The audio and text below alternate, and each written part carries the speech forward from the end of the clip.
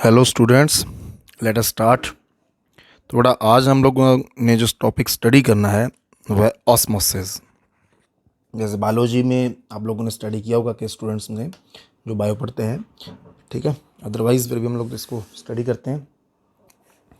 Osmosis का जो बेटा फिनोमिना है, ये साइंटिस्ट थे एबे नॉलेट,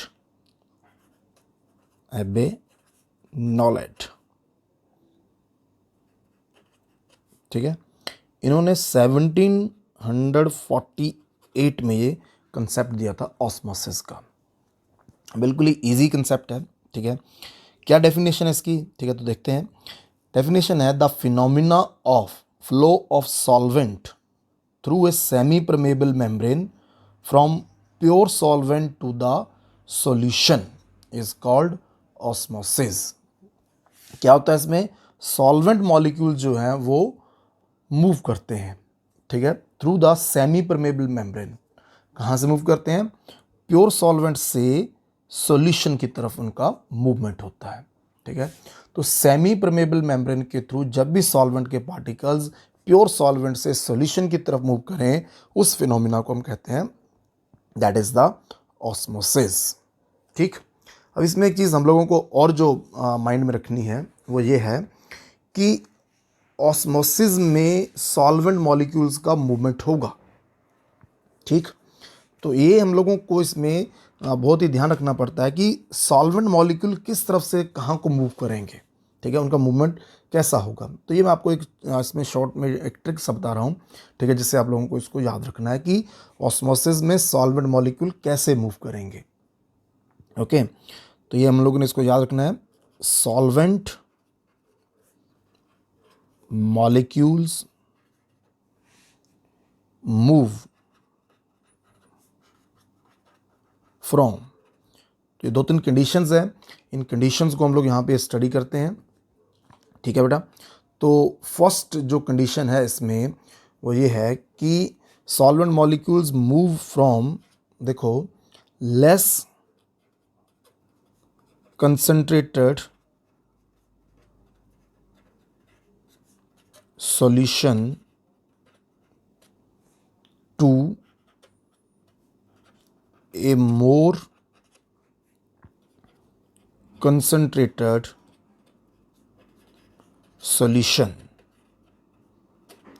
एक लेस कंसंट्रेटेड सॉल्यूशन से मोर कंसंट्रेटेड सॉल्यूशन की तरफ जो होगा वो सॉल्वेंट पार्टिकल्स का मूवमेंट होगा, ठीक। दूसरी कंडीशन, अगर इसी से ऊपर वाले पॉइंट से हमारे पास यहाँ पे बन जाएगी, अगर आपका सॉल्यूशन की कंसंट्रेशन जो है वो लेस है, इसका मतलब कि यहाँ पर जो सोल्यूट होगा उसकी कंसंट्रेशन लो होगी, तो सेकंड पॉइंट बन जाता है from low solute concentration to a more. Okay, इसको मोर कह लो या मोर की बजाय better word is the higher solute concentration, ठीक है। Low solute concentration towards a higher solute concentration. अब देखो, अगर सोल्यूट की कंसंट्रेशन हायर है इसका मतलब सोल्यूशन की कंसंट्रेशन हायर है, सोल्यूट की कंसंट्रेशन लो मतलब सोल्यूशन की कंसंट्रेशन लेस है, ठीक। तीसरा पॉइंट जो अभी आप लोगों ने, ठीक है, डेफिनेशन में स्टडी किया है, ठीक है, वो क्या था कि from pure solvent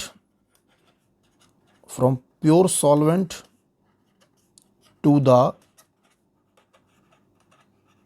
solution, pure solvent से सॉल्यूशन की तरफ जो होगा, ठीक है, वो इसका मूवमेंट होगा, ठीक। तो ये तुम्हारी तीन कंडीशंस हैं, जिन तीन कंडीशंस में, ठीक है, हम लोग जो है वो सॉल्वेंट का मूवमेंट देख सकते हैं, ठीक है, ड्यूरिंग द ऑस्मोसिस। हाँ, एक चीज़ इसमें हमने माइंड में रखनी है, ये हम लोगों को कंपटीशन में कई बार कंफ्यूज करने के लिए क्वेश्चन दे दिया जाता है, ठीक है।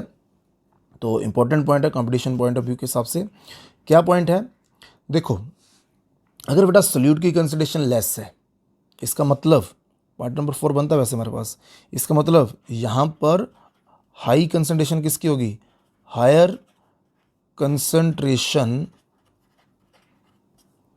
ठीक है, ऑफ सॉल्वेंट। ध्यान दो, सोल्यूट की कंसंट्रेशन अगर लो है तो सॉल्वेंट की कंसंट्रेशन क्या होगी, हायर होगी। Towards lower concentration of solvent.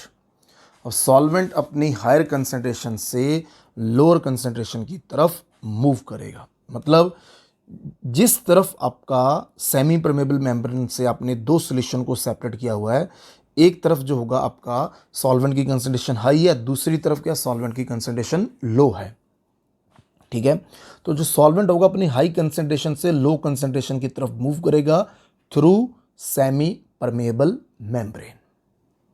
Okay, हाँ एक चीज इसमें और आप लोगों को मैं बता दूं, हमारा जो कंसेप्ट, हम लोग जो कंसेप्ट स्टडी कर रहे हैं वो कंसेप्ट है ऑस्मोसिस। ठीक है, तो ऑस्मोसिस में क्या हुआ है, ऑस्मोसिस में आपका सॉल्वेंट मॉलिक्यूल जो है ये मूव किया है। ठीक है, ऑस्मोसिस में सॉल्वेंट मॉलिक्यूल मूव किया है। कैसे मूव किया है, जहां पर सॉल्वेंट की कंसंट्रेशन हाई है, हाई कंसंट्रेशन ऑफ सॉल्वेंट, यहां से ये मूव किया है कहां को, ठीक है, कहां को मूव किया है, हाई कंसंट्रेशन ऑफ सॉल्वेंट से towards the low concentration of solvent. ठीक है, हाँ इसमें मैंने बीच में जो पॉइंट छोड़ा उसका मतलब क्या है कि ये हाई कंसंट्रेशन ऑफ सॉल्वेंट से लो कंसंट्रेशन ऑफ सॉल्वेंट की तरफ गया है through semi permeable membrane, through semi permeable membrane. ठीक, और बेटा एक इसी तरह का और हमारे पास कंसेप्ट है। ठीक है, that concept is known as the diffusion. ठीक, डिफ्यूजन में भी क्या होता है, यहां पर भी पार्टिकल्स का मूवमेंट होता है, मॉलिक्यूल्स मूव करते हैं। ठीक है, कहां से मूव करते हैं, same from high concentration towards the low concentration. ठीक है, बट इसमें क्या होता है, इसमें सेमी परमेबल मेम्ब्रेन की जरूरत नहीं होती है। ठीक है, पार्टिकल्स मूव करते हैं from there high concentration towards the low concentration without any semi permeable membrane. ठीक है, डिफ्यूजन का एग्जांपल आपने लोअर क्लासेस में स्टडी किया है, कैसे किचन में फूड कुक कर रहे हो, आप लोग सब्जी पका रहे हो।